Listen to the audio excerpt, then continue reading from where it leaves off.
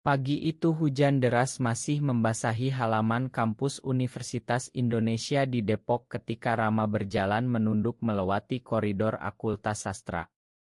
Ia tak menyangka bahwa pelukannya dengan Pak Hadi dosen pembimbing skripsinya semalam akan menjadi bahan gosip yang meledak di seluruh angkatan hanya dalam hitungan jam. Lihat tuh si Rama anak kesayangan Pak Hadi lagi lewat, pasti ada apa-apanya deh malam-malam pelukan begitu, bisik seorang mahasiswi cukup keras hingga Rama mendengarnya jelas. Hatinya seperti ditusuk pisau tajam, ia mempercepat langkah tapi bisikan-bisikan itu mengikuti seperti bayangan. Rama mahasiswa semester 8 berusia 22 tahun dari keluarga sederhana di Bogor selalu berusaha rendah hati dan tekun. Kedekatannya dengan Pak Hadi bukan karena apa-apa melainkan karena dosen itu melihat potensi tulisannya tentang sastra identitas di Indonesia modern. Semalam setelah Rama menangis karena panggilan ibunya yang terus menekan soal pernikahan dengan anak tetangga, Rama hanya mencari bahu untuk bersandar. Kamu kuat Rama, jangan biarkan tekanan ini menghancurkanmu, kita selesaikan skripsi ini bersama, kata Pak Hadi sambil memeluknya singkat penuh empati. Tapi seorang mahasiswa yang lewat tanpa sengaja memotret dan foto itu langsung menyebar di grup WA angkatan. Sekarang seluruh kampus membicarakannya sebagai concung dosen, bahkan ada yang berbisik lebih buruk. Rama duduk di bangku taman kampus, tangannya gemetar memegang ponsel. Ia ingat betapa sulitnya hidupnya sejak SMP di Bogor ketika pertama kali sadar ia menyukai teman sekelas laki-laki bernama Andi. Ia berdoa di masjid setiap malam memohon agar perasaan itu hilang, tapi semakin hari semakin kuat. Ayahnya seorang guru yang taat agama selalu bilang laki-laki harus menikah, punya anak, lanjutkan garis keturunan. Di UI Rama berharap bisa bernapas lega, tapi kini gosip ini membuatnya merasa terjebak lagi. Di ujung koridor ia melihat Dika, kapten tim basket Akultas, berdiri bersama gengnya. Dika tinggi, atletis, populer, selalu dikelilingi cewek dan sejak awal semester selalu merendahkan Rama. Si kesayangan dosen, lewat minggir dong, jangan sampai kena aura gaynya, ejek Dika keras disambut tawa teman-temannya. Rama pura-pura tak dengar tapi dadanya sesak. Ia berlari ke toilet kampus, mengunci diri dan menangis pelan. Mengapa hidupnya selalu seperti ini? Mengapa ia harus menyimpan rahasia besar ini sendirian? Sore harinya Rama bertemu Andi, sahabat satu-satunya yang tahu segalanya. Andi mahasiswa jurusan psikologi yang tenang dan suportif. Ram, tenang aja, ini cuma sementara, Pak Hadi kan mentor baik, dianggap ada apa-apa sama kamu, kata Andi sambil memegang bahu Rama. Tapi Rama tahu ini baru awal. Malam itu di kosannya yang sederhana di pinggir Depok, Rama menatap langit-langit kamar memikirkan masa kecilnya di Bogor, kampung kecil dengan sawah hijau. Ia ingat saat SMA ketika ia diam-diam menulis puisi tentang seorang cowok di kelasnya dan ibunya hampir menemukannya. Kamu harus jadi pria normal Rama, kata ibunya dulu. Kini di usia 22 ia masih berjuang dengan identitasnya di negara di mana hal seperti ini masih dianggap tabu. Ia membuka laptop dan menulis skripsinya, tapi pikirannya melayang ke Dika. Mengapa cowok itu selalu membencinya? Apa Dika tahu sesuatu? Rama tak tahu bahwa di rumah mewahnya di Jakarta Selatan Dika sedang gelisah sendiri. Ia melihat foto gosip itu di ponselnya dan entah kenapa hatinya tak tenang. Kenapa gue mikirin si lemah itu terus, gumam Dika. Ia melempar ponselnya dan mencoba tidur, tapi mimpi buruk tentang dirinya sendiri yang selama ini ia tolak datang menghantui. Pagi berikutnya gosip semakin liar. Di kelas presentasi skripsi mini, dosen memuji karya Rama dan Dika langsung berkomentar sinis, pasti dapat nilai bagus karena dekat sama Pak Hadi ya. Kelas tertawa. Rama diam tapi dalam hati ia berjanji akan membuktikan bahwa ia bukan siapa-siapa kecuali dirinya sendiri. Hari-hari berikutnya Rama menghindari keramaian, makan siang sendirian di kantin belakang dan fokus pada skripsinya. Tapi setiap kali bertemu Dika, ejekan itu datang lagi. Anak kesayangan, jangan lupa bawa oleh-oleh buat dosen kesayanganmu. Rama menahan air mata. Ia pulang ke Bogor akhir pekan itu untuk bertemu orang tua. Ibunya memeluknya erat. Kapan bawa calon menantu pulang nak? Tanya ibunya. Rama tersenyum pahit. Belum Bu, Rama masih fokus kuliah. Ayahnya hanya mengangguk tapi tatapannya penuh harap. Malam itu Rama berbaring di kamar kecilnya mendengar suaraan dari masjid kampung dan bertanya pada dirinya sendiri apakah ia akan selamanya hidup dalam bayang-bayang prasangka ini. Ia tak tahu bahwa badai yang lebih besar sedang menanti di kampus dan bahwa Dika yang membencinya akan suatu hari merendah meminta bantuannya. Rama kembali ke kampus dengan hati yang lebih berat setelah akhir pekan di Bogor. Gosip kesayangan dosen masih hangat dan kini ada tambahan cerita yang dibuat-buat tentang hubungan rahasia antara dia dan Pak Hadi. Ia berusaha cuek tapi sulit ketika teman-teman satu kelompok diskusi mulai menjauh.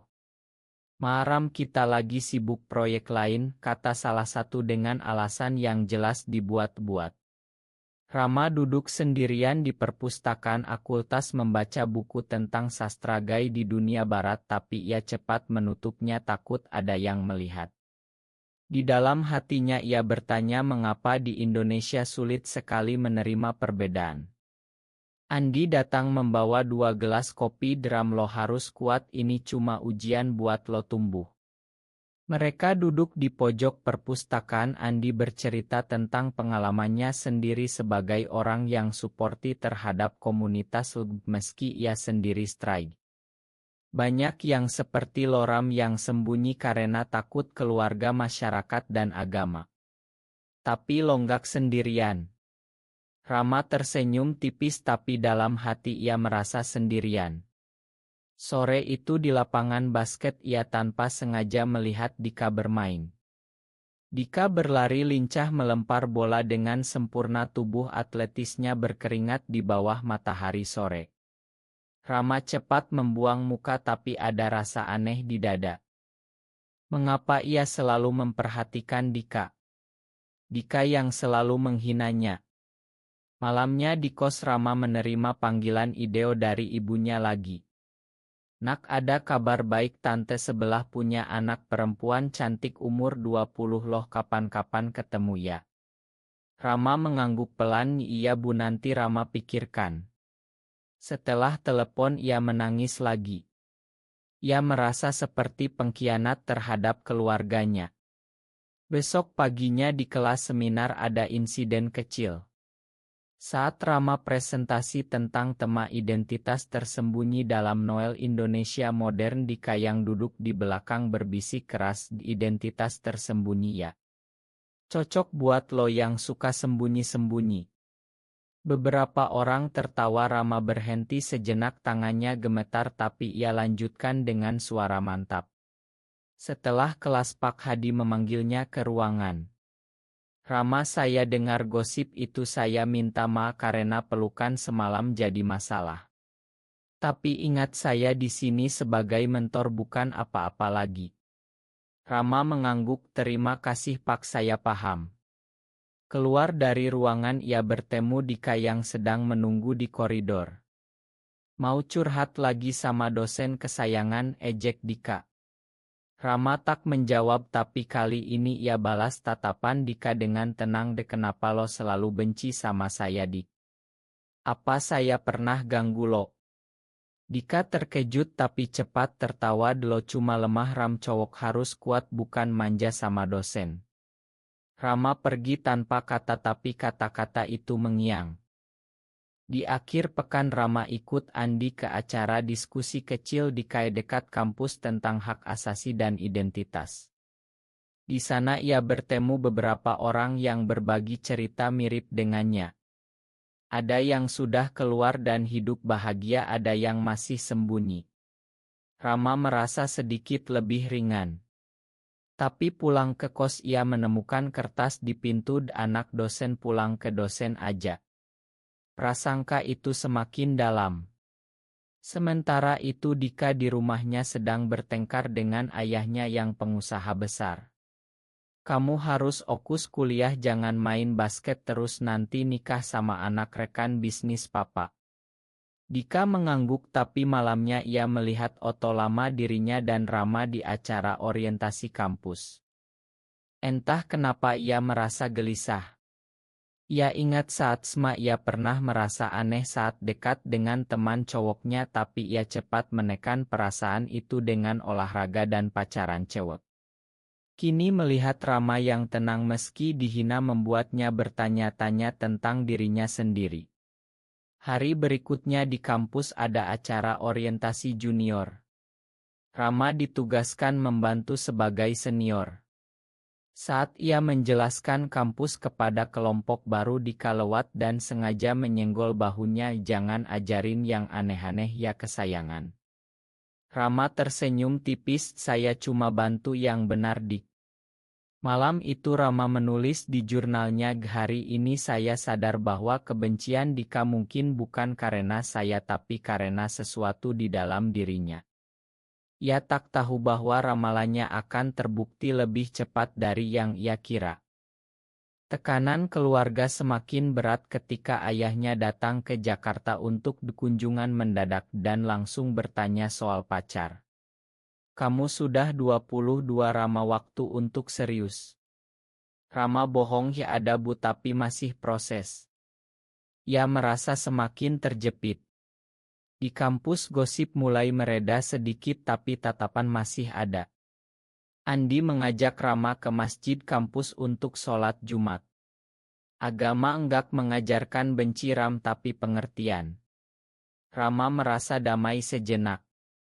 Tapi saat keluar masjid Dika dan Genya lewat lagi dengan ejekan baru, sholat biar dosanya diampuni ya si kesayangan.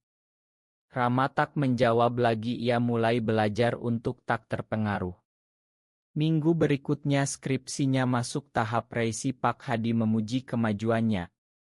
Kamu punya suara kuat Rama, jangan biarkan orang lain redamkan. Kata-kata itu memberi kekuatan. Rama mulai berani berjalan dengan kepala tegak meski Dika masih menatapnya sinis.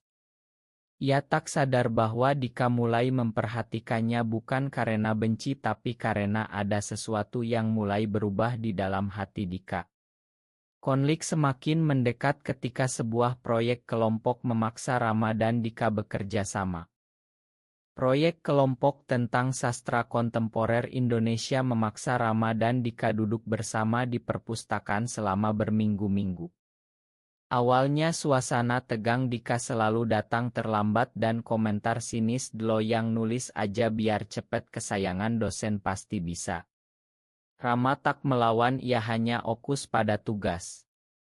Suatu malam saat hujan deras perpustakaan hampir sepi, mereka berdua masih mengerjakan presentasi. Dika tiba-tiba bertanya lelonggak, capek ya Ram, selalu dihina tapi tak diem. Rama menatapnya, capek Dik, tapi saya pilih fokus pada yang penting bukan pada orang yang benci saya tanpa alasan. Dika diam lalu pergi lebih awal. Keesokan harinya di kelas Dika tak ada ejekan. Rama heran tapi tak bertanya. Di rumah Dika mulai gelisah.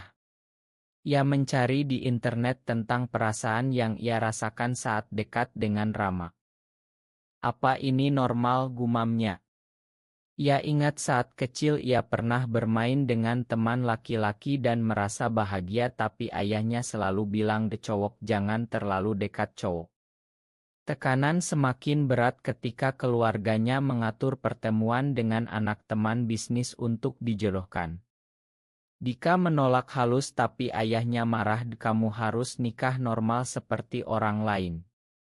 Malam itu Dika mabuk sendirian di kamar dan menangis pertama kali setelah bertahun-tahun. Di kampus Rama mulai dekat dengan Bima, mahasiswa seni yang juga pendiam dan suporti. Mereka sering diskusi tentang seni dan identitas. Bima pernah bilang pelan, "Saya juga pernah merasa berbeda Ram, tapi sekarang saya belajar menerima." Rama merasa ada harapan. Tapi suatu hari Oto lama Rama dan Pak Hadi bocor lagi dan gosip bangkit kembali. Kali ini lebih parah, ada yang bilang Rama pacar dosen beneran. Rama dipanggil ke ruang dekan untuk klarifikasi. Ia menjelaskan semuanya dengan tenang, dekan mengerti tapi meminta ia lebih hati-hati. Keluar ruangan, Dika menunggu dulu, baik-baik aja Ram. Pertama kali Dika memanggil namanya tanpa ejekan. Rama mengangguk, baik Dik. Mereka berjalan bersama tanpa kata ke kantin. Di sana Dika tiba-tiba bilang, "Lima Ram, dulu saya kasar banget." Rama terkejut tapi tersenyum lenggak, "Apa Dik, mungkin kita semua punya masalah sendiri." Malam itu Rama curhat ke Andi, Dika berubah aneh. Andi tersenyum, "Mungkin dia juga sedang berjuang Ram." Tekanan keluarga Rama mencapai puncak ketika ayahnya datang tiba-tiba ke kos dan menemukan buku jurnal Rama yang terbuka. Ayahnya membaca sebagian dan marah besar, "Kamu seperti ini. Laki-laki kok suka laki-laki. Pulang sekarang." Rama menangis memohon tapi ayahnya pergi dengan marah. Rama merasa dunia runtuh, ia menelepon Andi yang datang segera. Sementara itu Dika mendengar kabar dari teman dan tanpa pikir panjang datang ke kos Rama. "Ram, saya dengar dari Andi lo butuh teman." Untuk pertama kali Dika duduk di kamar kecil Rama dan mendengarkan cerita Rama tentang keluarga dan identitasnya. Dika diam lama lalu bilang pelan, "Saya juga lagi bingung Ram. Saya lihat lo kuat meski dihina, saya iri." Rama tak menyangka malam itu mereka berbicara sampai pagi tentang perasaan tersembunyi tekanan masyarakat. Dika pulang dengan hati lebih ringan tapi masih takut. Konflik meningkat ketika ayah Rama datang lagi ke kampus dan bertemu Dika secara tidak sengaja. Ayah Rama bilang keras, "Jauhi anak saya kalau lo normal." Dika terdiam tapi dalam hati ia mulai sadar bahwa kebencian lamanya adalah topeng untuk perasaannya sendiri. Rama mulai belajar mandiri, ia ikut komunitas online anonim untuk berbagi cerita dan merasa lebih kuat. Tapi saat ujian tengah semester Dika tiba-tiba sakit dan tak bisa presentasi. Ia menelepon Rama, "Ram, tolong bantu saya presentasi ini, saya nggak bisa sendiri." Rama datang ke rumah sakit dan membantu Dika. Di sana Dika akhirnya mengaku, "Ram, saya suka sama lo sejak lama tapi saya benci karena takut." Rama terkejut tapi memeluk Dika pelan, "Kita sama-sama belajar Dik." Setelah pengakuan Dika di rumah sakit hubungan mereka berubah perlahan.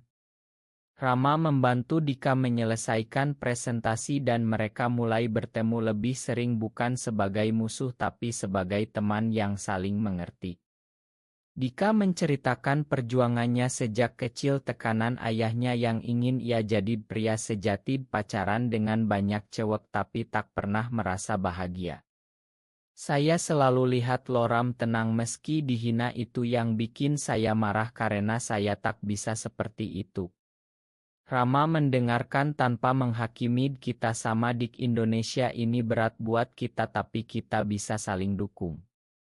Di kampus gosip masih ada tapi Rama dan Dika tak peduli lagi. Mereka belajar bersama di perpustakaan, makan siang di kantin dan bahkan jalan-jalan sore di sekitar Depok. Andi senang melihat perubahan, akhirnya lo berdua saling paham. Tapi badai baru datang ketika ayah Dika mendengar rumor tentang kedekatan anaknya dengan Rama. Ayah Dika datang ke kampus marah besar, "Kamu dekat sama anak itu. Papa sudah atur pernikahan sama anak rekan bisnis." Dika menolak, "Pas saya nggak mau, saya perlu waktu untuk diri sendiri." Ayahnya mengancam akan potong biaya kuliah. Dika panik menelepon Rama. Saya takut, saya nggak tahu harus gimana. Rama datang ke rumah Dika malam itu meski takut. Mereka bicara di taman belakang rumah Dika. Saya akan bantu Lodik, kita hadapi bersama. Keesokan harinya Rama ikut menemui ayah Dika dengan tenang. Depak Dika anak baik, dia hanya butuh pengertian. Ayah Dika marah tapi melihat keteguhan Rama ia mulai mendengarkan. Konflik keluarga Rama juga memuncak. Ibunya datang ke Jakarta menangis, "Nak, jangan buat ayah sakit hati." Rama memeluk ibunya. "Ibu Rama, tetap anak ibu. Rama hanya ingin bahagia dengan cara saya." Proses penerimaan lambat tapi mulai ada. Di kampus ada acara Estial Sastra. Rama membacakan puisi tentang perjalanan identitas yang ia tulis sendiri. Dika duduk di baris depan tersenyum bangga. Setelah acara mereka jalan di taman kampus. Dika pegang tangan Rama pelan. "Terima kasih Ram, karena lo saya mulai berani." Rama tersenyum, "Kita sama-sama tumbuh Dik." Tapi ada pengkhianatan kecil ketika teman Dika lama menyebarkan foto mereka berdua dan bilang, "Lihat tuh Dika sekarang ikut-ikutan." Dika marah tapi Rama tenang, "Nyebiarkan Dik, yang penting kita tahu kebenaran." Dika mulai belajar menerima dirinya. Ia ikut konseling dengan Andi dan membaca buku tentang identitas. Keluarganya mulai melunak setelah Rama bicara dari hati ke hati. Rama juga semakin kuat. Ia menyelesaikan skripsinya dengan nilai bagus. Pak Hadi memeluknya lagi, kali ini di depan umum. "Saya bangga sama kamu Rama." Gosip berubah menjadi pujian bagi ketangguhan Rama. Tapi puncak konflik datang ketika Dika diusir sementara dari rumah karena menolak pernikahan. Ia tinggal di kos Rama selama seminggu. Mereka bicara malam-malam tentang masa depan, mimpi dan ketakutan. "Saya takut kehilangan keluarga Ram, tapi saya lebih takut kehilangan diri sendiri." Rama memeluknya. "Keluarga akan paham suatu hari." Minggu itu mereka belajar memasak bersama, tertawa kecil dan merasa bahagia untuk pertama kali. Dika mulai aktif di komunitas kampus mendukung hak kesetaraan. Perubahan Dika membuat ayahnya terkejut dan mulai mencoba mengerti. Rama pulang ke Bogor dengan Dika untuk bertemu keluarganya. Ayah Rama awalnya marah tapi melihat Dika yang tulus, ia pelan-pelan menerima. "Kalau kamu bahagia, ayah ikhlas." Perjalanan pulang mereka berhenti di Pantai Anyer melihat matahari terbenam. Dika bilang, "Deram, terima kasih karena lo saya menemukan diri saya." Rama tersenyum, "Kita menemukan satu sama lain Dik." Setelah kunjungan ke Bogor, hubungan Rama dan Dika semakin dalam meski masih penuh hati-hati karena masyarakat. Mereka tak lagi sembunyi di kampus tapi tak juga pamer. Dika lulus kuliah lebih dulu dan mulai kerja di perusahaan ayahnya, tapi ia bersikeras tetap mendukung Rama menyelesaikan skripsi. "Saya mau lo sukses dulu baru kita rencanakan langkah selanjutnya." Rama tersenyum bangga melihat perubahan Dika dari cowok arogan menjadi pria dewasa yang bertanggung jawab. Tapi ada ujian lagi ketika berita tentang mereka bocor ke media kampus kecil. Judul berita, "Dua mahasiswa UI dituduh hubungan tak biasa." Komentar netizen beragam, ada yang mendukung ada yang menghujat. Rama sempat down tapi Dika pegang tangannya, "Kita hadapi bareng Ram, ini bagian dari perjuangan." Mereka buat pernyataan sederhana di akun media sosial masing-masing tentang penerimaan diri dan pentingnya pengertian. Respons positif lebih banyak dari yang mereka kira. Banyak mahasiswa lain yang selama ini sembunyi ikut berani keluar. Keluarga Dika akhirnya menerima setelah melihat betapa bahagianya anaknya.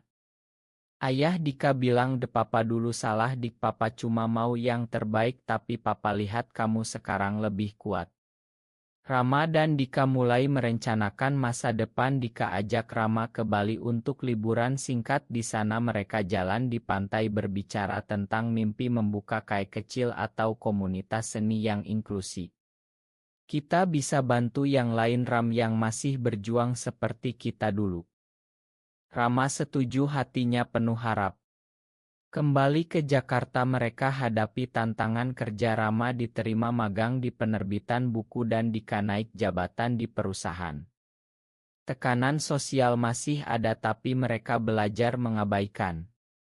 Suatu malam di kos Rama, Dika bilang, "Leram, saya mau bilang sesuatu. Saya cinta sama lo bukan karena terpaksa tapi karena lo buat saya jadi RC terbaik saya." Rama memeluknya erat. "Saya juga, Dik, kita sudah jauh dari hari pertama gosip itu." Mereka tertawa mengingat masa lalu, ejekan dan kebencian yang kini jadi pondasi cinta. Andi datang berkunjung sering dan jadi saksi perjalanan mereka. "Kalian inspirasi buat banyak orang." Pak Hadi juga bangga, "Saya senang melihat murid saya tumbuh." Konflik kecil muncul ketika keluarga besar Rama di Bogor ada yang tak setuju dan tak mau datang ke acara keluarga. Rama sedih tapi Dika hibur, "Waktu akan buktikan, Ram, kita sabar." Mereka ikut acara Pride kecil di Jakarta meski diam-diam dan merasa bagian dari komunitas lebih besar. Rama menyelesaikan skripsinya dengan cum laude dan di wisuda. Dika duduk di baris depan tersenyum bangga. Setelah wisuda mereka jalan di taman kampus mengingat semua perjalanan dari kebencian ke pengertian. Siapa sangka orang yang dulu benci saya sekarang jadi orang terpenting dalam hidup saya. Dika tertawa, dan orang yang saya anggap lemah ternyata paling kuat. Mereka mulai merencanakan hidup bersama secara sederhana di apartemen kecil di Jakarta. Tantangan ekonomi dan sosial masih ada tapi cinta dan saling dukung membuat mereka kuat. Rama mulai menulis buku tentang perjalanan identitasnya terinspirasi dari hidupnya sendiri. Dika dukung penuh, "Tulis aja, Ram, cerita, kita bisa bantu orang lain." Tahun berlalu, Rama dan Dika hidup bahagia di apartemen kecil mereka di Jakarta Selatan. Rama sudah jadi penulis buku yang sukses, ceritanya tentang perjalanan seorang pemuda gay di Indonesia laris manis. Dika naik jabatan di perusahaan dan mulai aktif di LSM yang mendukung hak kelompok minoritas. Mereka sering pulang ke Bogor dan rumah Dika di Jakarta. Keluarga sudah menerima sepenuhnya meski masih ada tatapan aneh dari tetangga. "Kita sudah biasa, Dik, biarkan mereka bicara, yang penting kita bahagia." Suatu hari mereka diundang ke acara reunian kampus di UI. Banyak teman lama yang dulu ikut menghina kini datang meminta maaf. "Kami dulu salah, Rama, ya." Rama tersenyum, "Sudah lewat, kita semua belajar." Dika berdiri di sampingnya bangga. Pak Hadi datang memeluk mereka. "Kalian contoh terbaik bahwa cinta bisa ubah segalanya." Malam itu di taman kampus yang sama tempat dulu gosip meledak, mereka duduk berdua melihat bintang. Dika pegang tangan Rama, "Ingat dulu saya benci lo, sekarang saya nggak bisa hidup tanpa lo." Rama tertawa pelan, "Dan saya dulu takut sama lo, sekarang lo rumah saya." Mereka peluk erat di bawah pohon kampus, angin malam berhembus lembut. Perjalanan panjang dari kesalahpahaman sebagai concung dosen hingga pengkhianatan prasangka keluarga dan masyarakat kini jadi cerita yang mereka ceritakan dengan senyum. Rama terbitkan buku keduanya tentang pertumbuhan emosional pria yang mencintai pria di Indonesia. Buku itu dibaca banyak orang dan jadi bahan diskusi di kampus-kampus. Dika buka KAI kecil bernama Pelukan Malam, tempat orang bisa curhat aman. Mereka sering duduk di KAI itu sambil minum kopi mengingat perjalanan. "Kita sudah buktikan bahwa kebencian bisa berubah jadi cinta." Suatu hari mereka ke pantai Bali lagi, tempat dulu mereka janji. Di sana mereka berjalan kaki di pasir putih matahari terbenam oranye. Dika berlutut geram maunggak kita janji semur hidup bareng. Rama menangis bahagia mau dik selamanya. Mereka peluk di pantai angin laut menyaksikan. Kembali ke Jakarta hidup mereka penuh makna membantu banyak pemuda yang sedang berjuang dengan identitas. Rama dan Dika jadi mentor bagi generasi baru. Di akhir tahun mereka rayakan ulang tahun pertemuan mereka dengan makan malam sederhana bersamaan di Pak Hadi dan keluarga yang sudah menerima. Terima kasih karena kalian berdua kami belajar pengertian, kata ayah Rama pelan. Malam itu Rama dan Dika berbaring di tempat tidur memandang langit-langit, kita sudah jauh ya Dik. Dika cium kening Rama dan masih banyak jalan yang akan kita lalui bersama. Cinta mereka bukan dongeng sempurna tapi nyata penuh perjuangan, pengorbanan dan kebahagiaan. Di Indonesia yang masih penuh tantangan mereka buktikan bahwa dua pria bisa saling mencintai dan tumbuh bersama. Benarkah bahwa kebencian awal selalu menghalangi cinta sejati atau justru bisa menjadi jembatan menuju pengertian yang lebih dalam? Benar atau salah? 865 kata.